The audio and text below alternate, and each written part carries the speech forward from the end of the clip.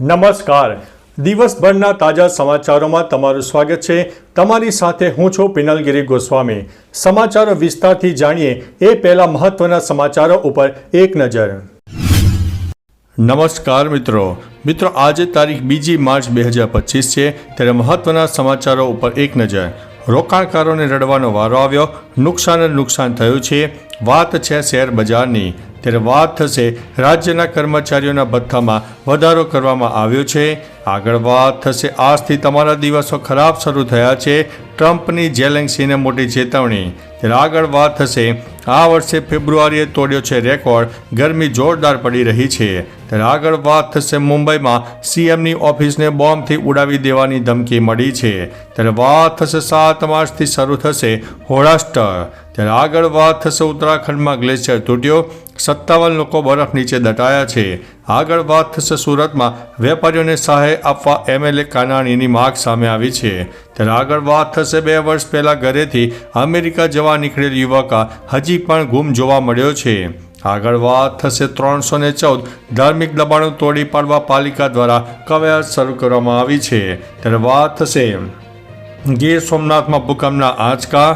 પંચમહાલમાં પોયડા ગામમાં દબાણ હટાવવાની કાર્યવાહી કરવામાં આવી. અમિત ચાવડાએ સરકાર ઉપર કર્યા છે મોટા પ્રહારો. હેવાન શિક્ષક સામે શિક્ષણ વિભાગની મોટી કાર્યવાહી. વાત છે અમરેલીની. ત્યારે વાત થશે અંબાજીમાં 3 થી 8 માર્ચ સુધી રોપવે સેવા બંધ રહેશે. ત્યારે વાત થશે કેવાયસી કરવાના બહાને ઠગાઈ કરવામાં આવી છે. હવે મિત્રો સમાચારો વિસ્તારથી. વડોદરા શહેરમાં કેવાયસી કરવાના બહાને વૃદ્ધના ખાતામાંથી 74,000 રૂપિયા ઉપાડી લીધા હોય તેવી ઘટના પ્રકાશમાં આવી છે. ભેજાબાદ સામે વૃદ્ધે માંજરપુર પોલીસ સ્ટેશનમાં ફરિયાદ નોંધાવી છે.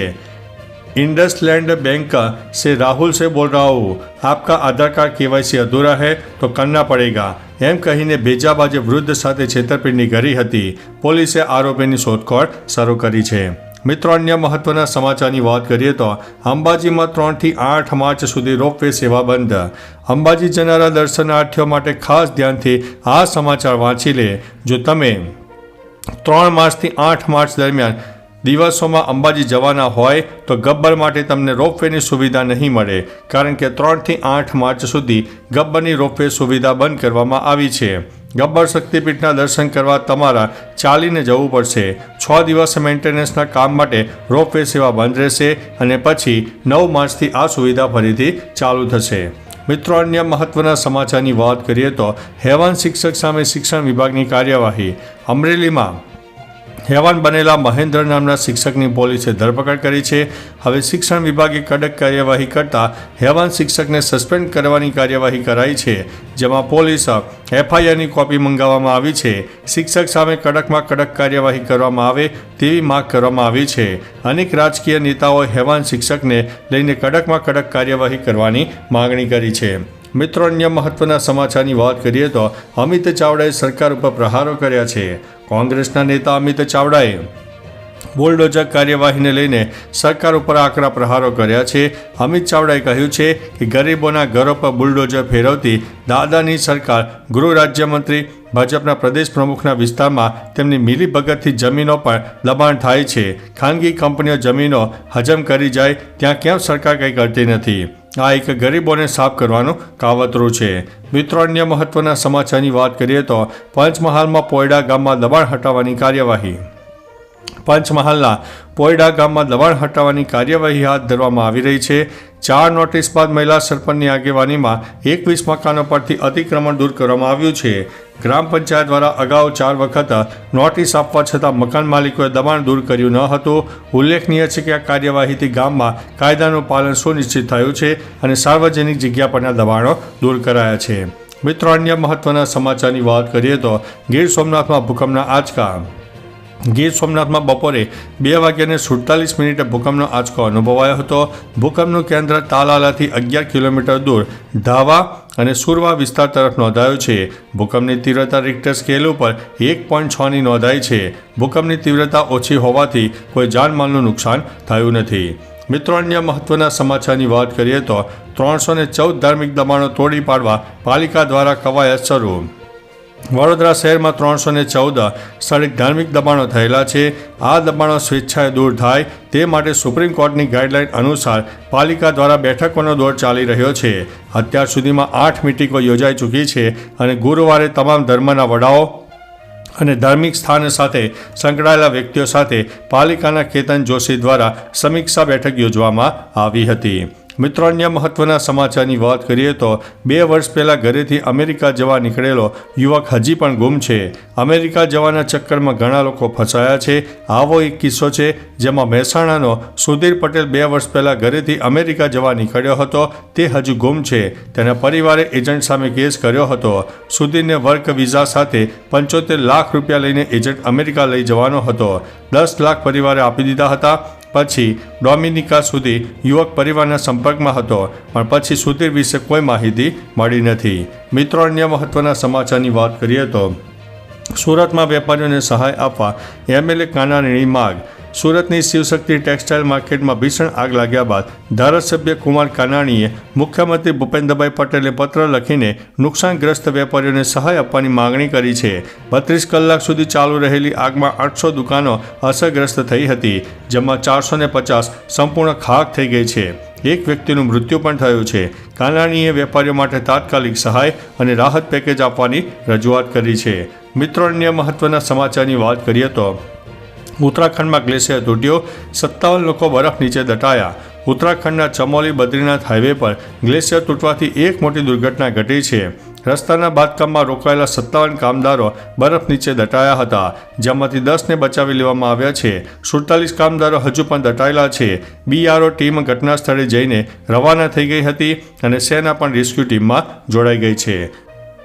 મિત્રો, અન્ય મહત્વના સમાચારની વાત કરીએ તો 7 માર્ચથી શરૂ થશે હોળાષ્ટક. હિન્દુ કેલેન્ડરમાં 8 દિવસનો હોળાષ્ટક આવે છે. આ દરમિયાન લગ્ન, ગૃહપ્રવેશ જેવા શુભ કાર્યો કરી શકાતા નથી. આ વર્ષે હોળાષ્ટક 7 માર્ચથી શરૂ થશે, જે 13 માર્ચના રોજ હોલિકા દહનના દિવસે સમાપ્ત થશે.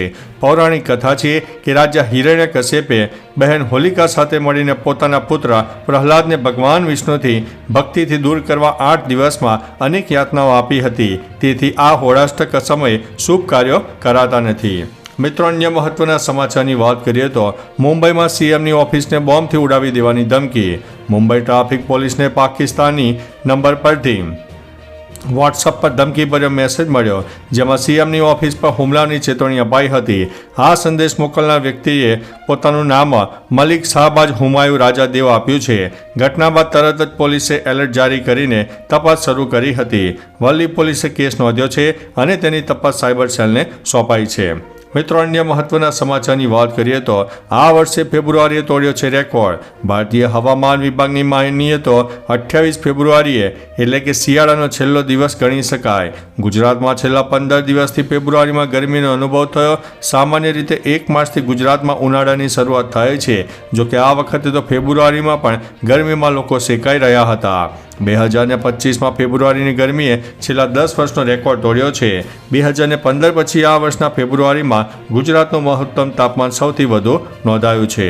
મિત્રો, અન્ય મહત્વના સમાચારની વાત કરીએ તો આજથી તમારા દિવસો ખરાબ શરૂ થયા છે. ટ્રમ્પની જેલેન્સીને મોટી ધમકી.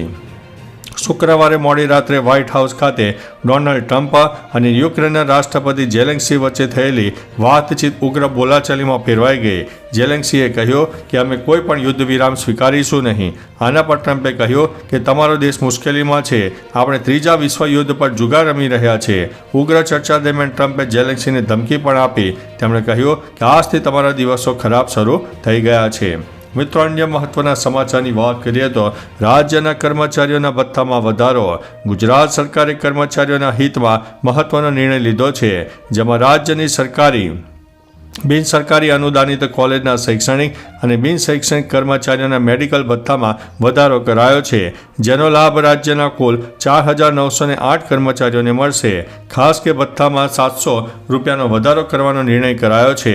તારીખ 1 એપ્રિલ 2025થી અમલ થનારા આ ઠરાવ પરિણામે આ તમામ કર્મચારીઓને પ્રતિ માસ રૂપિયા 1,000નું તબીબી ભથ્થું મળવાપાત્ર થશે. મિત્રો અન્ય મહત્વના સમાચારની વાત કરીએ તો રોકાણકારોને રડવાનો વારો, નુકસાન જ નુકસાન. શેર બજારમાં હાલ મોટો કડાકો જોવા મળ્યો. ટ્રેડિંગ દરમિયાન બપોરે 1 વાગ્યે અને 37 સેન્સેક્સ 1395.98 પોઈન્ટ ઘટીને 73,216.45ના સ્તરે ટ્રેડ થયો હતો. ઉપરાંત નિફ્ટી પણ 424.05 પોઈન્ટ ઘટીને 22,121ના સ્તરે ટ્રેડ થયો હતો. હવે આ મોટા ઘટાડાથી રોકાણકારોને કરોડો રૂપિયાનું નુકસાન થવા જઈ રહ્યું છે. તો ચાલો મિત્રો, ફરીથી દેશ અને દુનિયાના સુપરફાસ્ટ સમાચાર લઈને મળતા રહીશો. ત્યાં સુધી અમને રજા આપશો. નમસ્તે.